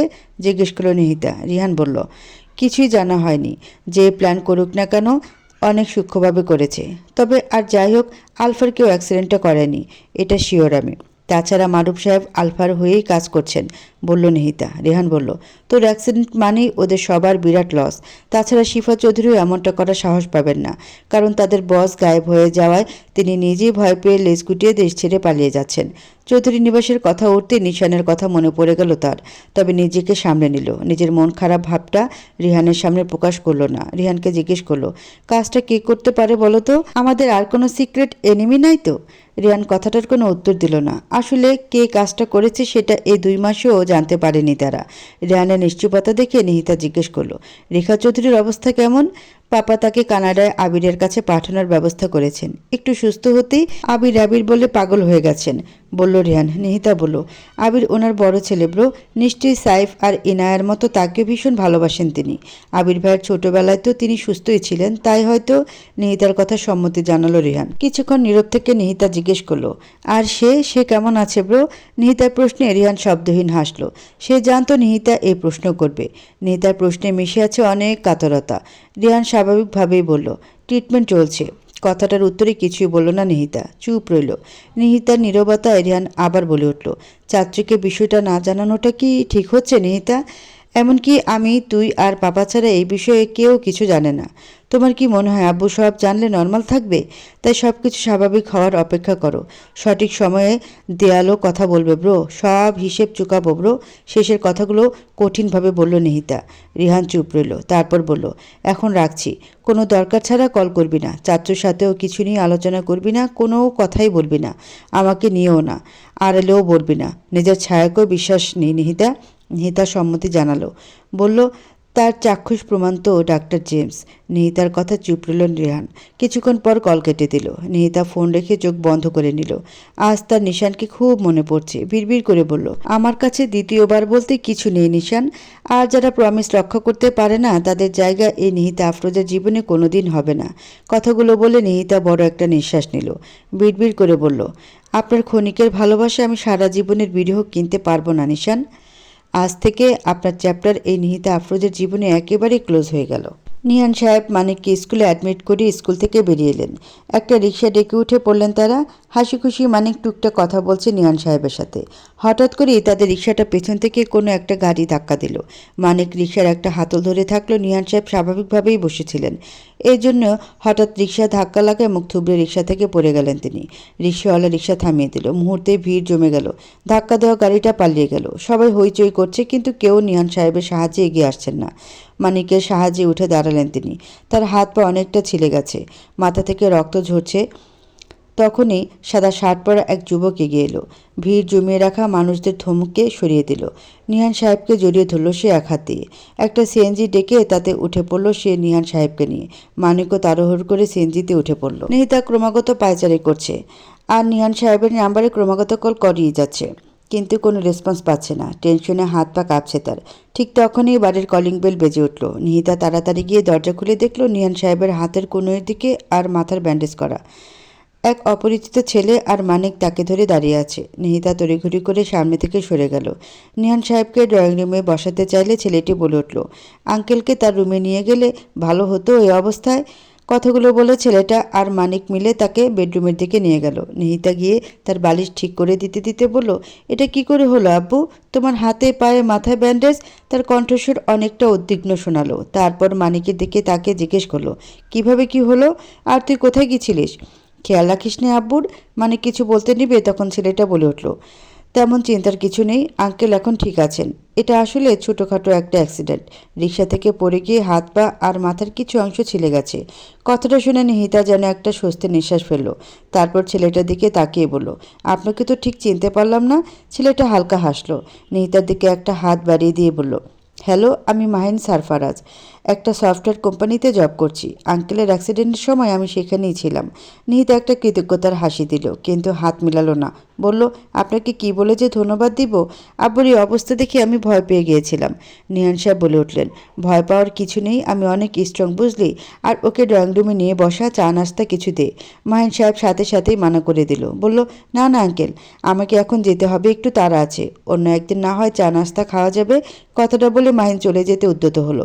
নিহিতা তাকে দরজা পর্যন্ত এগিয়ে দিল। দরজার বাইরে বেরিয়ে যাবে তখনই মাহিন জিজ্ঞেস করলো, আপনার নামটা জানতে পারি? ও হ্যাঁ, আমি নিহিতা আফরোজ। কথাটা শুনে মাহিন মুচকি হেসে চলে গেল। বাসা থেকে বেরিয়ে বার কয়েক নিহিতার নামটা বিড়বিড় করে উচ্চারণ করলো। তারপর মুচকি হেসে একটা রিক্সা ডেকে উঠে পড়ল। রিক্সায় উঠে নিজের ডান হাতটার দিকে তাকালো।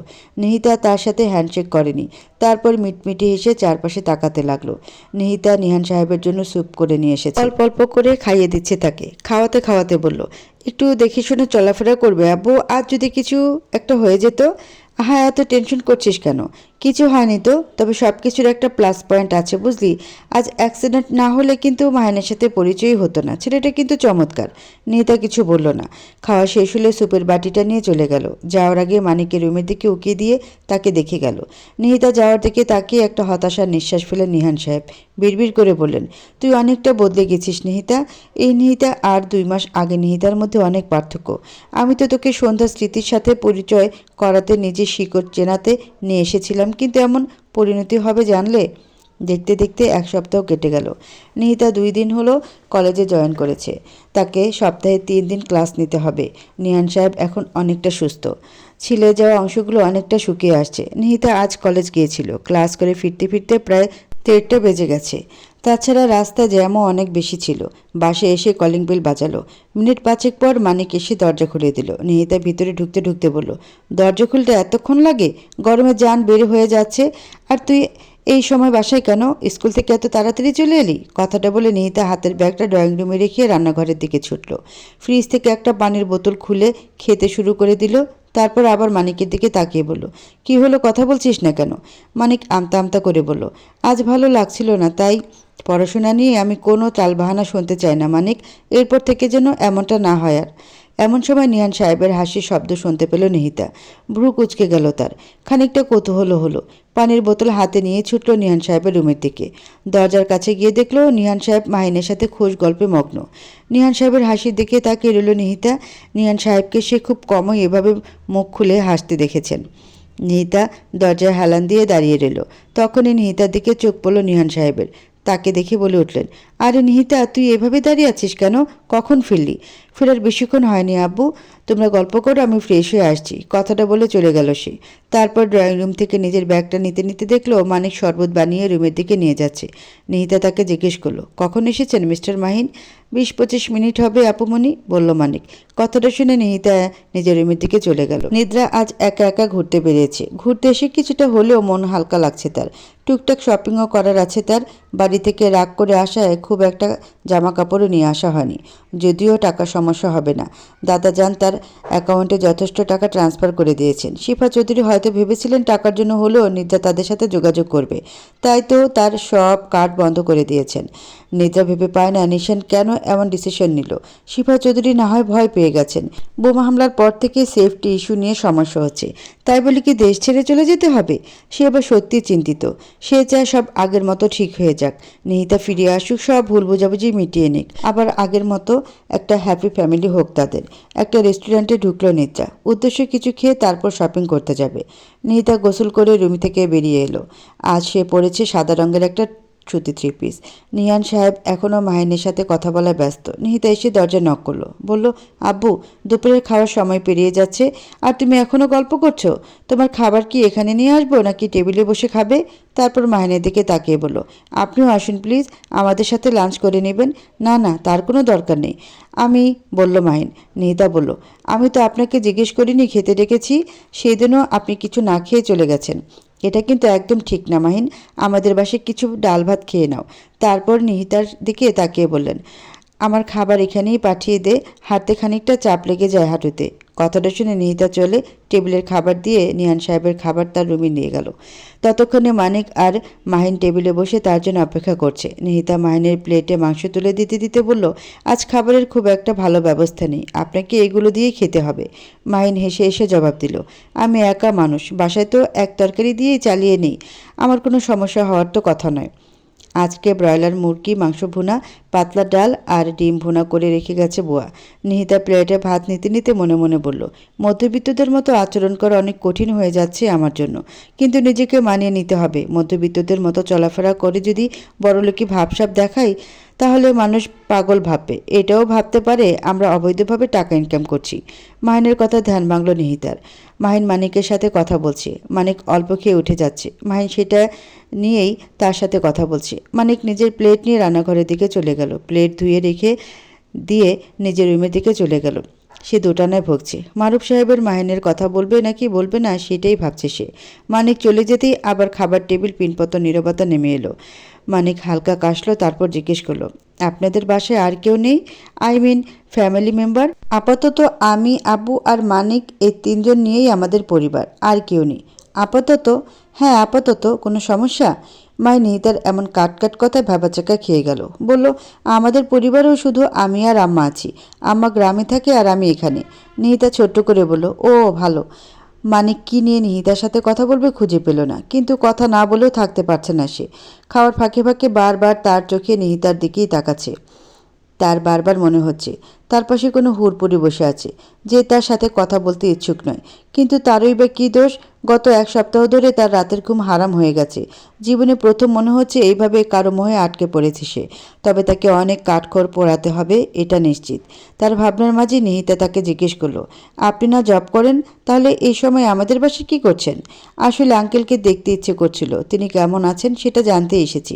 আজকে হাফ ডে ছুটি নিয়েছি। আপনার কাছে আব্বুর নাম্বার নেই, না থাকলে নিয়ে নেবেন। অযথা ছুটি নিয়ে আমাদের বাসায় এসে সময় নষ্ট করবেন না। আব্বুকে দেখতে ইচ্ছে হলে ছুটির দিনে এসে দেখে যেতে পারতেন। নিহিতার এমন কাট কথার উত্তরে কি বলা উচিত খুঁজে পেল না মাহিন। শুধু মাথা নাড়িয়ে সম্মতি জানালো। নিহিতা মাহিনের প্লেটে আরও 1 চামচ ভাত দিল। বলল, আপনি কি শ্বশুরবাড়ি এসেছেন যে নিয়ে খেতে পারছেন না? যা যা লাগবে নিজে নিয়ে খেতে হবে।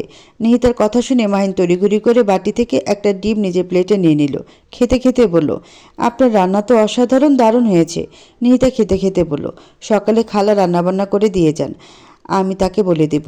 মাহিন ছোট করে বলল, খালা? নিহিতা বিরক্তি নিয়ে বলল, রান্নার খালা, বুয়া। নিহিতার কথা শুনে মাহিন একটা বোকাশোকা হাসি দিল। সে তো শুধু নিহিতার সাথে ভাব জমাতে চাইছিল, কিন্তু সে কি জানতো নাকি নিজেকেই গালি দিল মাহিন। এরপর থেকে বুঝে শুনে তারপর কথা বলবে সে।